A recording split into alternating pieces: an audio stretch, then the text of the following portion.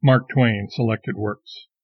Whittier Birthday Speech, 1877.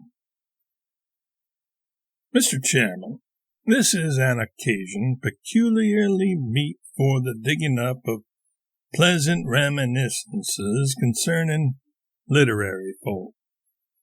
Therefore, I will drop lightly into history myself. Standing here on the shore of the Atlantic and contemplating certain of its biggest literary billows, I am reminded of a thing which happened to me some 15 years ago, when I had just succeeded in stirring up a little Nevadian literary ocean puddle myself, whose spoon flakes were beginning to blow California words. I started an inspection tramp through the southern mines of California. I was callow and conceited, and I resolved to try the virtue of my nom de plume. I very soon had an opportunity.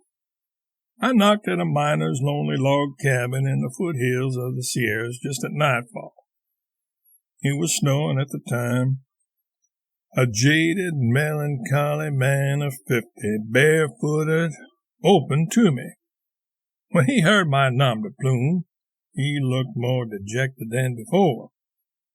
He let me in, pretty reluctantly, I thought, and after the customary bacon and beans, black coffee, and a hot whiskey, I took a pipe. This sorrowful man had not said 3 words up to this time. Now he spoke up and said in the voice of one who is secretly suffering, "You're the 4th. I'm a-going to move." "The 4th what?" said I. "The 4th literary man that's been here in 24 hours. I'm a-going to move." "You don't tell me," said I. "Who were the others?" "Mr. Longfellow, Mr. Emerson, and Mr. Oliver Wendell Holmes. Dad fetched the lot."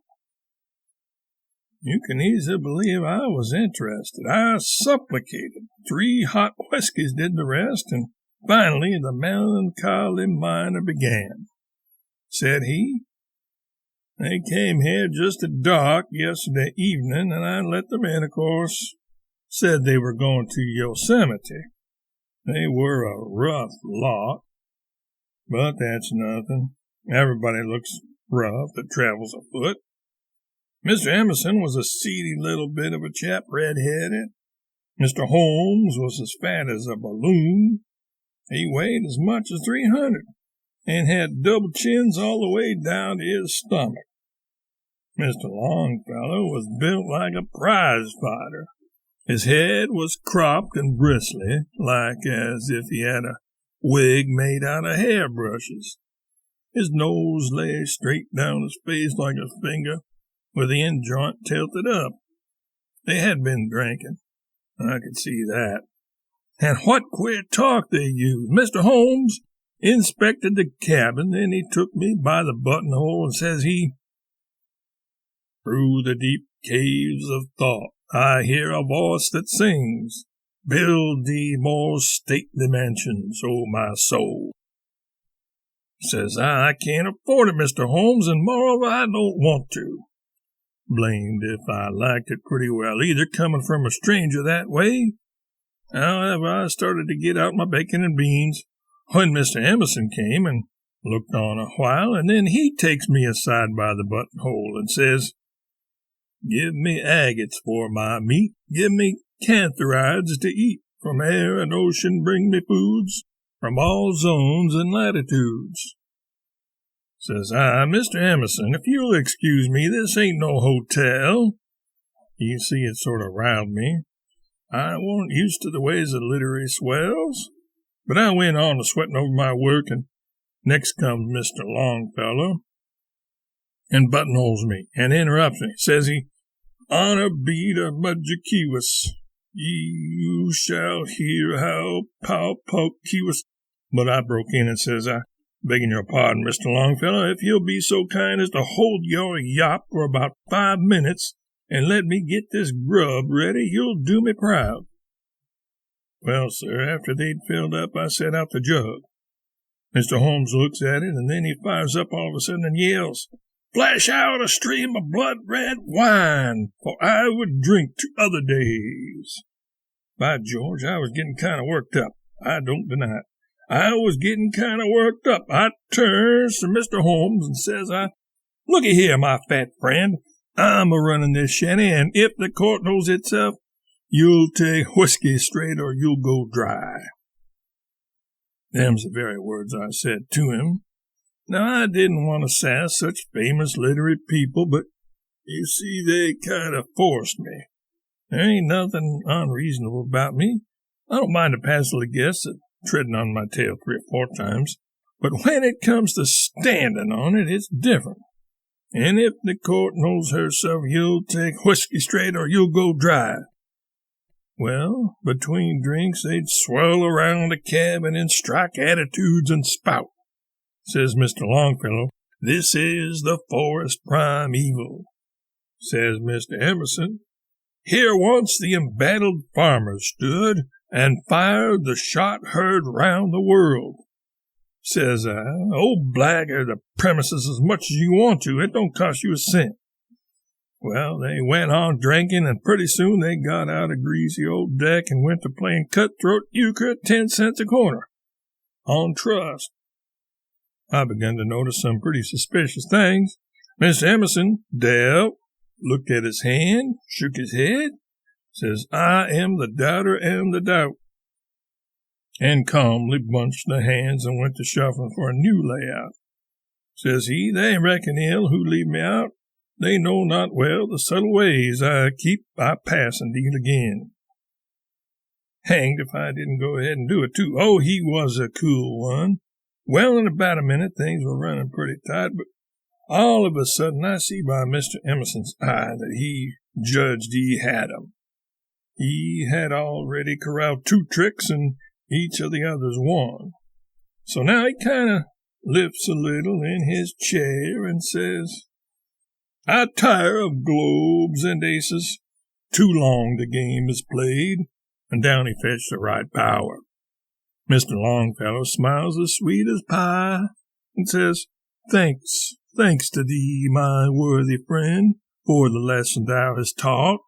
And dog my cats if he didn't come down with another right bower." Well, sir, up jumps Holmes a war whooping as usual and says, "God help them if the tempest swings the pine against the palm. And I wish I may go to grass if he didn't swoop down with another right bower." Emerson claps his hand on his bowie. Longfellow claps his on his revolver, and I went under a bunk. Now it's going to be trouble. But that monstrous Holmes rose up, wobbling his double chins, and says he, "Order, gentlemen. A first man that draws all laid down on him and smother him." All quiet on the Potomac, you betcha. They were pretty how-come-you-so now, and they begun to blow. Emerson says, "The bulliest thing I ever wrote was Barbara Preachy." Says Longfellow, "It don't begin with my Bigelow papers." Says Holmes, "My Thanatopsis lays over 'em both." They mighty near ended in a fight. Then they wished they had some more company, and Mr. Emerson pointed at me and says, "Is yonder squalid peasant all that this proud nursery could breed?" He was a-whetting his bowie on his boot, so I let it pass. Well, sir, next they took it into their heads that they would like some music, so they made me stand up and sing "When Johnny Comes Marching Home" till I dropped. At 13 minutes past 4 this morning. That's what I've been through, my friend. When I woke at 7, they were leaving, thank goodness. And Mr. Longfellow had my only boots on, and his own under his arm. Says I, "Hold on there, Evangeline, what you going to do with them?" He says, "Going to make tracks with them, because lives of great men all remind us we can make our lives sublime and depart and leave behind us."